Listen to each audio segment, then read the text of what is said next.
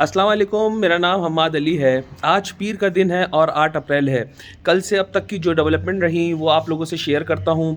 सबसे पहले जो मैं आपसे बात शेयर करना चाहता हूँ कराची के हवाले से, मैं मुसलसल इस बात पे ज़ोर दे रहा हूँ, फोकस कर रहा हूँ कि कराची के अंदर जो हालात हैं वो इंतहा से ज़्यादा ख़राब हैं। आप देखें, ईद के अंदर 2 से 3 दिन बाकी रह गए हैं, मगर कराची की जो मार्केटों का हाल है वो अब तक सन्नाटों में पड़ी हैं। कल भी मैं रात को कराची के एक बड़े हिस्से में घूमता रहा हूँ और जो मालूमात मैंने दुकानदारों से ली हैं, वहाँ के लोगों से ली हैं, सब ने सिक्योरिटी का रोना रोया है। सब ये कह रहे हैं कि हम यहाँ पर बिल्कुल सिक्योर नहीं है। जिसका जब दिल चाहता है, चाहे वो रेहड़ी वाले हों, चाहे वो स्टॉल लगाए हुए हों मार्केटों के बाहर, उस सब लोग यही कंप्लेन कर रहे हैं कि यहाँ पर सिक्योरिटी कोई नहीं है। अगर आप मुख्तलिफ़ अखबार पाकिस्तान के उठा के देखें, टीवी चैनल्स देखें या यूट्यूबर्स को देखें, वो सब यही बात करते हुए नज़र आ रहे हैं कि कराची के अंदर हालात जो हैं वो बिल्कुल भी सिक्योर नहीं है। कोई सिक्योरिटी कराची में आपको नज़र नहीं आती।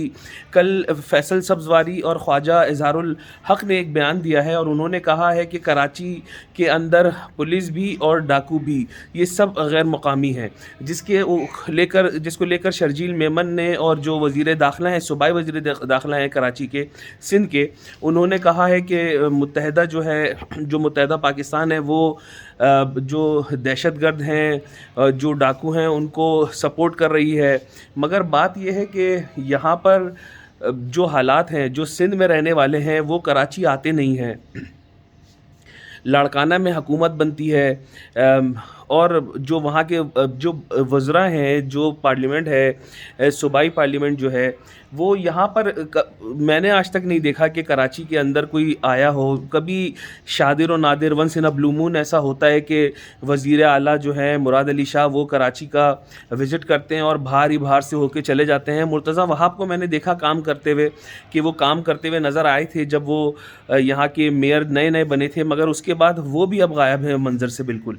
मगर बात यह है कि आप लोग कराची में रहते नहीं हैं और आपकी ज़्यादातर बैठक सिंध के अंदर रहती है। इस्लामाबाद के अंदर आप लोग अपने जो ओहदे हैं उसको एंजॉय कर रहे होते हैं। यहाँ पर जो पब्लिक है वो मर रही होती है। मैं आपको खाली रमज़ान की फ़िगर बताऊँ, रमज़ान के अंदर कोई तकरीबन 16 बंदे जो हैं वो छीना झपटी के अंदर वो शहीद हुए हैं। उनको डाकुओं ने एक मोबाइल के लिए, जिसकी कीमत 2 से 3 हज़ार रुपये होती है, वो कराची के लोगों को मारते हैं और बड़े आराम से दंदनाते हुए चले जाते हैं, क्योंकि उनको पता होता है कि ना कोई पुलिस है, ना कोई रेंजर्स है, ना कोई रोकने वाला है।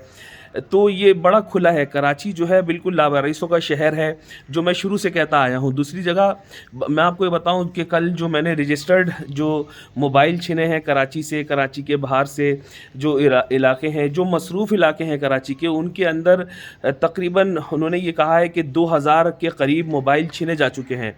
ये पुलिस का स्टेटमेंट मैं आपको बता रहा हूँ, मगर ये वो 2000 मोबाइल हैं जो रजिस्टर्ड हुए हैं।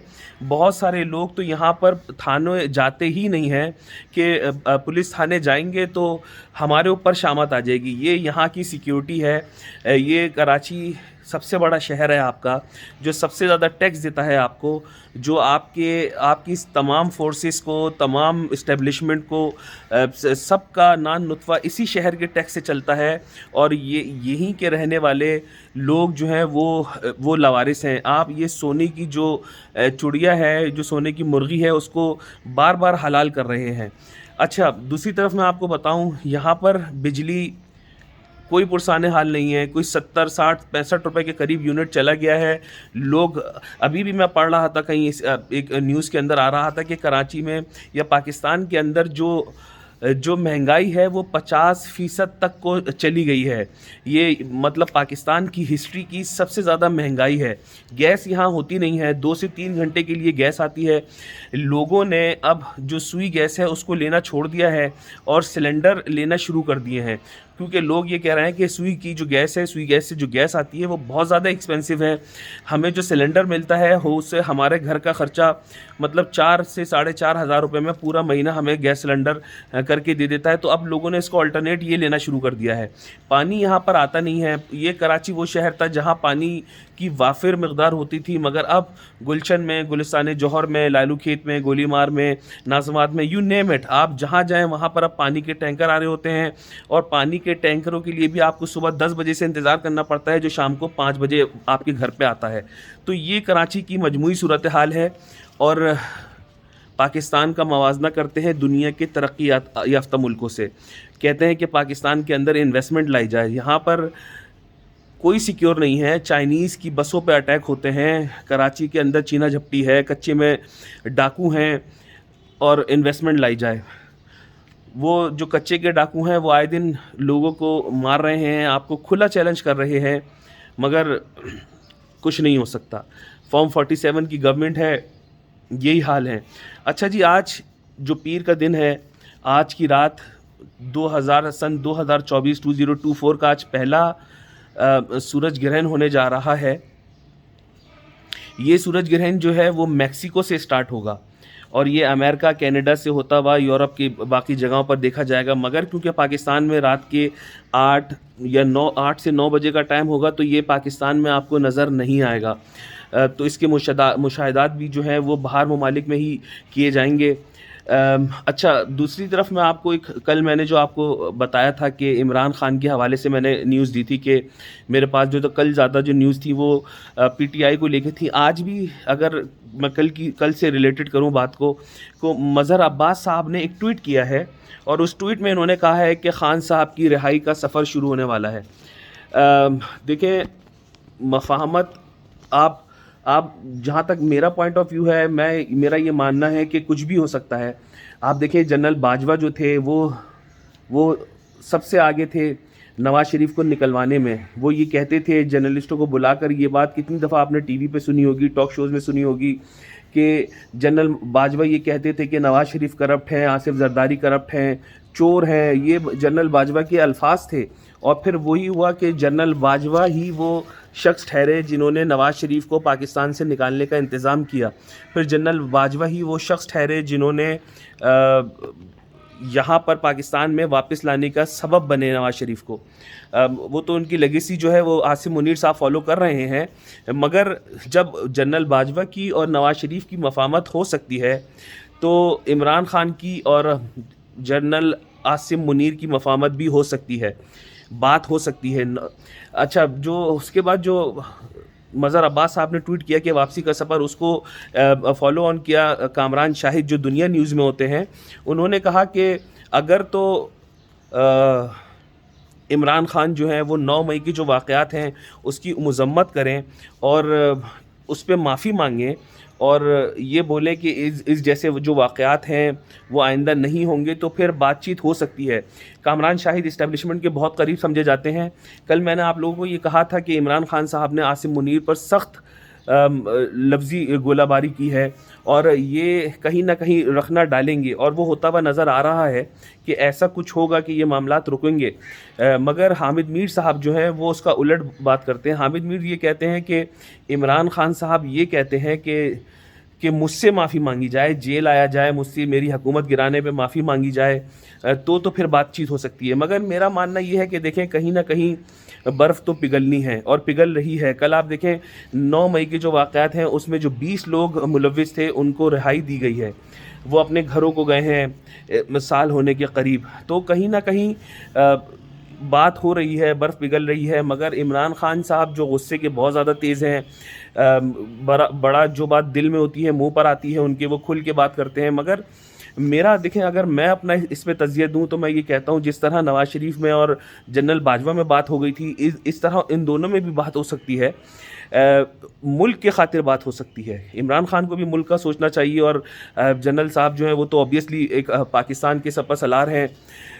میرا ماننا یہ ہے کہ یہ 9 مئی سے زیادہ آپس کی پرسنالٹی کا کلیش ہے. جب D G I S I تھے عاصم منیر صاحب اور انہوں نے خان صاحب جب وزیر اعظم تھے ان کی وائف کے اوپر کہا تھا کہ آپ کی وائف جو ہے وہ انلیگل ایکٹیویٹیز میں مطلب ملک ریاض اور یہ سارے جو پیسوں کے معاملات ہو رہے تھے آپ اس پہ نظر رکھیں. ان پہ جب کہا تھا بشرا بی بی کو لے کر, اور عمران خان نے جنرل باجوہ سے کہہ کے ان کو سیک کروا دیا تھا. یہ پرسنالٹی کلیش جب کا چل رہا ہے اور ابھی تک چل رہا ہے. اگر یہ دونوں اپنی اپنی شخصیات, اپنی ایگو کو سائڈ پہ کر دیں, میں بار بار یہ کہہ رہا ہوں, تو پاکستان بہت آگے جا سکتا ہے. جو آپ ملک کو پھر رہے ہیں کہ پاکستان کے اندر آپ انویسٹمنٹ لے کر آئیں, پاکستان کو آگے لے کے چلیں, تو انشاءاللہ العظیم جب آپ لوگ اپنی انا کو سائڈ پہ رکھ دیں گے تو انشاءاللہ پاکستان بہت آگے جانے والا ہے. دوسری طرف ایران کو میں لے کر آؤں. ایران کے جو کچھ سپاہیوں کو دمشق کے اندر اسرائیل نے اٹیک کیا تھا اپنے ڈرون سے, جس کے اندر کچھ 5 سے 8 افراد شہید ہوئے تھے ایران کا جو کہنا ہے, اس کو لے کر امریکہ میڈیا میں, اٹالین میڈیا میں اور یورپین میڈیا میں بہت زیادہ بات ہو رہی ہے کہ ایران حملہ کر دے گا, ایران یہ کر دے گا. میں آپ کو دعوے سے کہہ سکتا ہوں دنیا کے اندر اسرائیل کے بعد جو سب سے زیادہ یہودی رہتے ہیں وہ ایران کے اندر رہتے ہیں, اور مجھے نہیں لگتا کہ ایران کوئی اٹیک کرنے جائے گا, کیونکہ ایران کے اوپر جو سینکشنز ہیں وہ بہت زیادہ ہیں. ایران ایسی کوئی حرکت نہیں کرنے والا, اور ایسا ہوگا کہ یہ باتیں جو ہیں خالی باتیں ہی رہیں گی, آگے یہ لوگ بہت آگے چلے جائیں گے. اسرائیل جو میں آپ سے مسلسل فلسطین کے اوپر بات کرتا ہوں, آج پھر میں وہی بات کروں گا. کل 36 لوگوں کو شہید کیا ہے, مگر ایک اچھی خبر یہ ہے کہ غزہ سے بہت سارے علاقوں سے اسرائیل نے اپنی فورس کو واپس کیا ہے. خالی ایک بریگیڈ وہاں پر رہ گئی ہے. لوگ جو ہیں وہ خان یونس کے علاقے میں واپس آنا شروع ہو گئے ہیں, مگر ایک جو بریگیڈ اسرائیل کی وہاں رہ گئی ہے رفح کے علاقے میں, غزہ کے علاقے میں, وہ ان لوگوں کو آنے سے روک رہی ہے. معاف کیجیے گا. مگر ان سب کو لے کر ایک یمن کے اندر قطر کے اندر ان لوگوں کی بات چیت ہو رہی ہے, جس کے اندر CIA کے چیف بھی بیٹھے ہیں, قطر کے وزیر اعظم یعنی کہ قطر کے امیر بھی بیٹھے ہیں, اور حماس کے اور اسرائیل کے نمائندے بھی شریک ہیں. وہ اس کو جنگ بندی پہ مذاکرات کر رہے ہیں, اور ہوپ فلی یہ مذاکرات جو ہیں وہ عید تک ہو جائیں اور یہ جنگ بندی عید کے دن رک جائے. مگر اس کا دار و مدار جو ہے وہ نیتن یاہو جو ہیں اسرائیل کے جو وزیر اعظم ہیں ان کے اوپر ہے, کیونکہ ان کی ہٹ درمی ابھی وہیں کی وہیں ہے. وہ کہتے ہیں جب تک حماس کا خاتمہ نہیں ہو جاتا ہم جنگ ختم نہیں کریں گے. ایک طرف وہ کہتے ہیں کہ ہمارا آپریشن جو ہے وہ کمپلیٹ ہو گیا ہے, جس کی وجہ سے ہم نے اپنی فوجیں واپس بلائی ہیں, مگر وہ یہ کلیم بھی کرتے ہیں کہ ہم جو ہے اپنے فوجی چھڑانے میں ناکام ہو گئے. مجھے سمجھ میں نہیں آتی, وہ یہ کہہ رہے ہیں کہ ہم جنگ جیت گئے مگر اپنے ساتھیوں کو بھی نہیں چھوڑا پائیں. تو دیکھتے ہیں, کیونکہ نیتن یاہو جو ہے ان کا سارا پرابلم یہ ہے کہ ان کے اوپر کرپشن کے چارجز لگے تھے, جس کرپشن کے چارجز کو دھونے کے لیے انہوں نے یہ جنگ چھیڑی تھی. تو یہ جنگ سے زیادہ, جنگ تو نہیں کہیں گے, اس کو جینوسائڈ کہیں گے, کہ 4 طرف سے آپ نے گھیر لیا ہے مسلمانوں کے ایک قبیلے کو اور ان کو آپ مار رہے ہیں. کیونکہ آپ کو پتہ ہے کہ مسلمان جو ہیں اب وہ خالی اپنی اپنی دیکھتے ہیں, لاوارث ہیں, ان کا کوئی پوچھنے والا نہیں ہے, تو جس طرح چاہو مارو. مگر دیکھیں قدرت کی جو نظام ہے وہ اللہ کی لاٹھی جو ہے وہ بے آواز نہیں ہے. انشاءاللہ العظیم وہ وقت آئے گا کہ اسرائیل کو جو وہاں کے رہنے والے ہیں وہ خود انشاءاللہ العظیم اس کا جواب دیں گے. پیر کا دن انشاءاللہ العظیم اب تک کی جو اپڈیٹ رہیں وہ میں نے آپ لوگوں کو شیئر کری. ایک نیوز جو میں آپ سے شیئر کرنے بھول گیا وہ بابر اعظم کی ہے. بابر اعظم نے کلیم کیا ہے کہ جو ورلڈ کپ ہونے جا رہا ہے T20 کا یہ ہم جیتیں گے. بابر اعظم کی باتیں ہم پہلے بہت سن چکے ہیں, ناکام ترین کیپٹن, ایک کامیاب ترین بیٹسمین. تو میرا ابھی بھی آپ لوگوں سے دیکھیں پاکستان کے لیے دعا رہتی ہے کہ اللہ پاک پاکستان کو کامیاب کرے. مگر یہ جو سیاسی نظام پاکستان کے اندر ہے انتہائی کرپٹ اور انتہائی کرپٹ. اپنا خیال رکھیے گا, جہاں رہیں خوش رہیں. السلام علیکم.